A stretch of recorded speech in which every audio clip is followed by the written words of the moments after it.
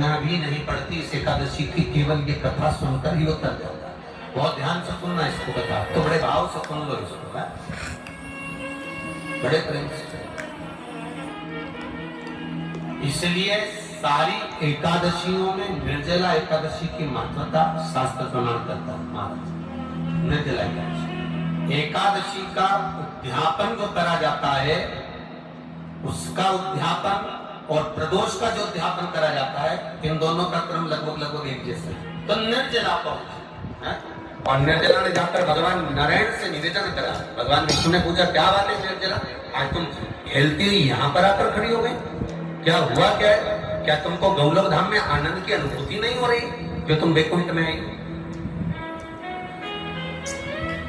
निर्जला घूमती घूमती भगवान के सम्मुख में पहुंच गई। भगवान ने पूछ रहे, बार बार पूछा, निर्जला हुआ क्या तुम?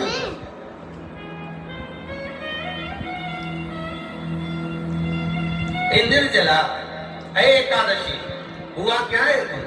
क्या कारण है तुम्हारे यहाँ आने का, वैकुंठ पहुंचने? बहुत ध्यान देना महाराज। शास्त्र कहता है सोमवार, मंगलवार, बुधवार, गुरुवार, शुक्रवार, शनिवार, ये देवता वो देवता सबके व्रत कर लो, सारे व्रत कर लो, पर ये व्रत आपको परमात्मा के धाम तक लेकर नहीं जा सकते, क्योंकि इनका जो पुण्य है वो मृत्यु लोक में आप थोड़ा सा भी गलत करते हैं तो पुण्य समाप्त हो जाता है। पर हिंदू धर्म के 3 व्रत ऐसे बता दिए जिन व्रतों का पुण्य समाप्त नहीं हुआ।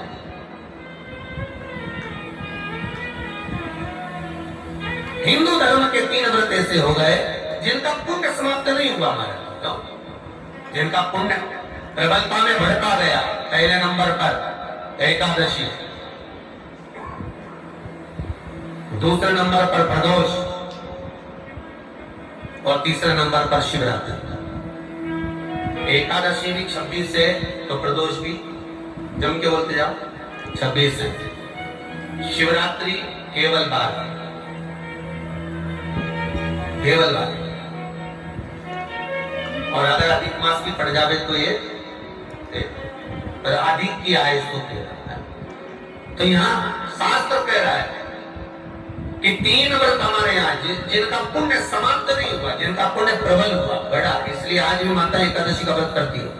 और एकादशी का व्रत कर अगर कोई जीवात्मा को देते हैं, कोई मर भी गया तो उसको एकादशी का दान